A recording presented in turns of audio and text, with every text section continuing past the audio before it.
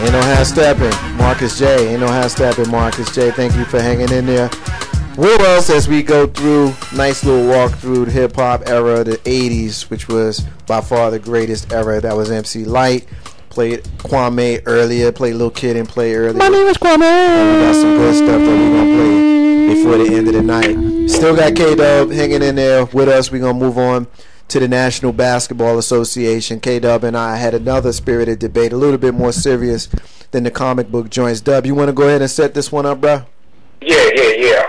Follow me on this. What myself and Marcus J, I should say Marcus J and myself, my English teachers listening. What we discussed, and I have this is my own personal pet peeve, and you can call in or what have you and state your opinion. My thing that I have a real problem with is listening to a lot of sports radio or sports shows that want to take a quote or take a statement and basically say that this is what this particular athlete is thinking and the different things that the particular athlete may be thinking during the course of the game. The reason that we brought this up was yesterday myself and Marcus J were listening to, I want to say we were listening to ESPN, and Michael K made he threw out a question saying, whoever wins the championship between Miami and Oklahoma City, will that particular person, whether it be Durant or whether it be LeBron James, will they be the best player in the league? And he tried to phrase the question as if this is something that is consciously being thought about during the game. And I think that is just the most idiotic thing I can think of. And myself being a former athlete playing basketball in high school and college, when you're on the court, I'm just using basketball as an example, when you're on the court between those lines, you're not thinking about if I win this game, I'm the best player in the league, or if they win this game, I'm the best player in the league. Who the hell is thinking like that? And my response to him when we were talking about that is, that's your perspective as a player. But I think it's a fair question when you ask it from a fan's perspective, because when all you hear about is you got the MVP of the league playing against the scoring champion of the league, you got to figure that at some level the egos is coming in, and we competitive dudes. Well, not us because we not playing, but they competitive dudes. And on some level, you got to think that these cats is like, yo, I'm better than that dude, for real, especially if they going to be guarding them, which by all indications, at least at some point, they're going to be guarding each other during these finals. Now, Big Rule, I'm going to ask you, do you think that, and not necessarily from a fan's perspective or from a former athlete's perspective, because that was where Dub and I came from, but I'm going to ask you, do you think that players have it in their mind, whether it be on the court or in their preparation, that they're going to give it to the other cat on the other end of the court? With regards to supremacy, do you think? Let me simplify the question: is LeBron? Let me throw something out there as well. Check this out. If you're a competitive individual, no matter who you are, if you're last player on the bench or you're in the starting lineup, you're in the rotation. You ask any player who is the best player, and they're going to say themselves. What I'm trying to say, what I'm trying to basically say is, I'm not feeling the fact that these analysts and people that are not out there are telling me what these individuals are thinking. I think that's idiotic. So I just wanted to throw that in there as well.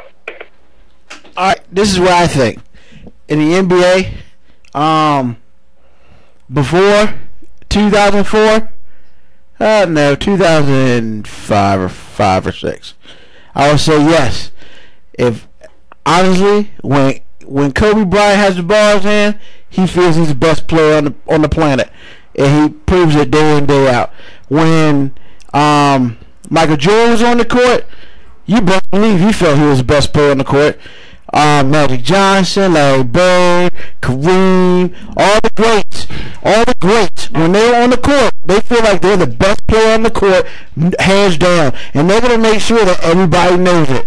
Now, I would say after 2005, after Wade won his championship with the Heat, I feel like now the players that are coming out are very subdued. They want to get into it, but they really don't. I'm not saying they're too nice. I'm gonna say that they're really afraid of them getting showed up.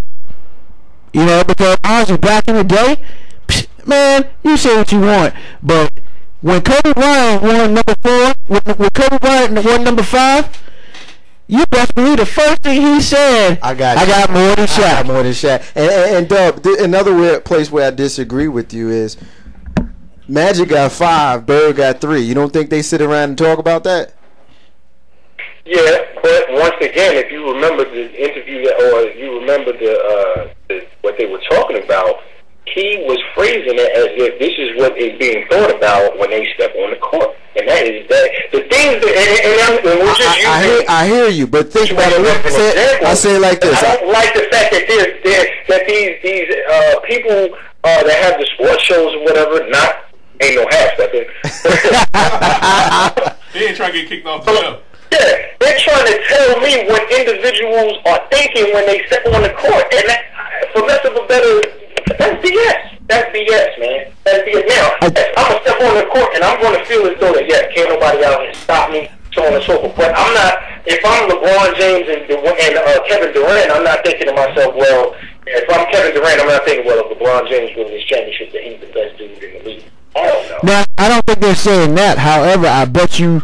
No, I'm not going to say that. I don't think either one of those dudes are selfish enough to feel like they can sit there and think in their minds that they're one of the best, that they're the best player on the court. Because one, I think LeBron James' unselfishness has hampered his career because, you know, no joke, I was applauding Game 6 and part of Game 7 when that dude took over Game 6.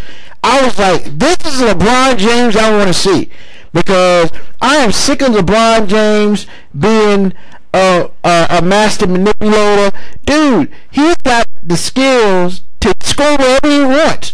And the fact that he doesn't do it on a nightly basis or doesn't even try to do it on a nightly basis bothers me. It's like he's scared to be the best because he feels like if he's the best and he fails, then he's nothing but a failure. Here's where I disagree with you. Here's where I disagree with you. Anybody knows me knows I'm no fan of LeBron James, and I will go on record right now as saying at the end of this particular finals, I will officially be off of the hater trail for LeBron James. I'm not. Win or lose. I'm riding it. Okay. Well, I'm done with the hate, win or lose. I'm going to hate him throughout this finals, but when this finals is over, I'm done with hate because real talk, he's the greatest player I ever seen in my life. Me personally, I'm not willing to debate that with anybody because that's my personal opinion. But here's what I will say about LeBron James: we expect there to be so many things that he does because of what we expect, but at the end of the day, his game is his game. We expect because he has supreme talent that he's going to be more like Michael Jordan and scoring and things of that sort, whereas he's more like LeBron James. He's not more like Magic. He's not more like Michael.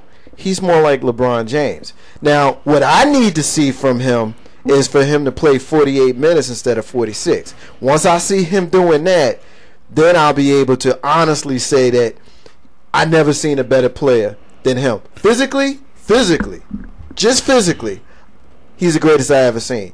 Once he starts playing that last 2 minutes and he wins a chip, I don't think there's ever been a better player to play the game physically, and then when he wins a chip mentally, bringing the whole package together, than LeBron James. Now, when I watch this, and I want to move on from the original question, and I'm going to give you an opportunity to make your point, Rube, because I see you want to jump in here. And Dub, I'm going to get you after Rube. When I look at this series, and everybody's going to make their predictions, but when I look at this series, I look at it as Big Three versus Big Three are going to kind of wash out. So what that leaves us with what? That leaves us with the intangibles. That leaves us with the bench and things of that sort. Kevin Durant and LeBron James, everybody thinks because they're the two greatest players pretty much in the world right now, they pretty much play similar positions. They're going to play each other. They're going to wash. So that leaves you next with Dwayne Wade and Russell Westbrook. We all know that Dwayne Wade hasn't been playing up to specs because he's got some sort of injury. And then lastly, you got what's the guy with the beard? Help me out. James Harden. James Harden. James Harden, who's the sixth man, versus Chris Bosh. Now, Chris Bosh was the reason why Miami came back and won against Boston. Because real talk, if Chris Bosh hadn't come back, I think we'd be watching the Boston Celtics play against the Oklahoma City Thunder. So I'm going to give it to you now, Ruben, because I see you about to bust out of your seams right now. Go ahead and dispute me in any way you want to dispute me, and then tell me who's going to win this series and in how many games. All right. As far as LeBron thing, the him taking over is not about scoring to me. It's about taking over the game, taking ownership of the game, going there. If he's got to make 10 assists and 20 points. I don't care. The fact that he defers is not the fact that he doesn't play well or he doesn't score a lot of points or score a lot of assists or get a lot of rebounds. It's not that to me. I feel like he defers from the spotlight of it's time to win. And in Game 6, that was the first game in probably 3 years that I've seen this dude not defer from, look, we can win, get on my back, and let's go. That's the first time in probably 2 or 3 years I've seen since he's been in Miami. I don't think that's the only time I've ever seen that. Now, as far as the Chris Bosh statement, I know we can go back in the archives weeks ago, and I know I said Chris Bosh is the most important person on the Heat squad. He gets hurt, they start to lose. He comes back, he played like 9 minutes in Game 6. He did okay, but the problem was Game 7. For some reason or another, this dude just started hitting threes, which completely destroyed the Boston defense because Kevin Garnett was forced to go out and check him on the three-point land. And when you do that, then it's just a bad day because then you got Brandon Bass on LeBron, which is a horrible matchup all day, and they paid for it. As far as winning this, 6 games. You know, it's been going back in my face once, twice. I gotta go with the Thunder because one, they have home court, so they have the first 2 games at home. Then they go to Miami for 3, and then they come back for Game 6. I think Game 6 they're gonna take one in Miami. I think they're gonna take the 2 at home because it is extremely hard to beat the Thunder at home.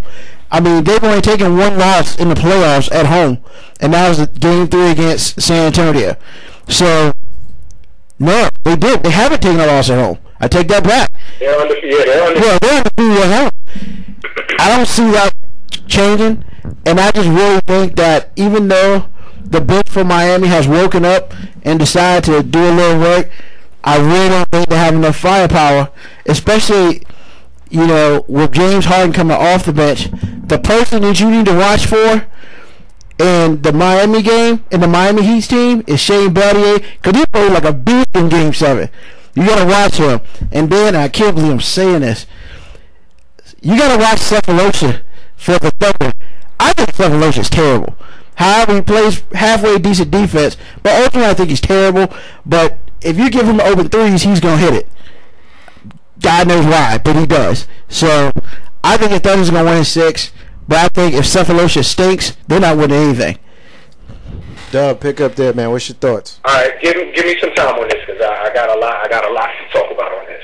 First off, let's look at the road to the finals. Oklahoma City played Dallas, the defending champions, played the LA Lakers with Kobe Bryant and the crew. And then you played San Antonio Spurs, which if you kind of look at it, they swept San Antonio. Granted, San Antonio won the first 2 games, but they basically beat them 4 straight.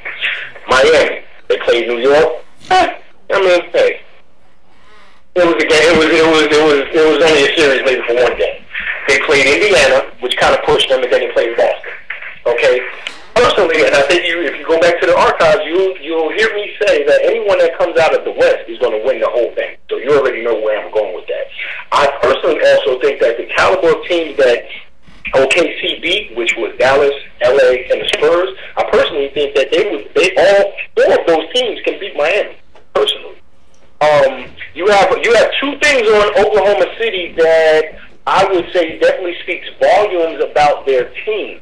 You have 2 of the older cats on the team, which would be Derek Fisher and Kendrick Perkins, who within the last 10 years have won and lost in the finals.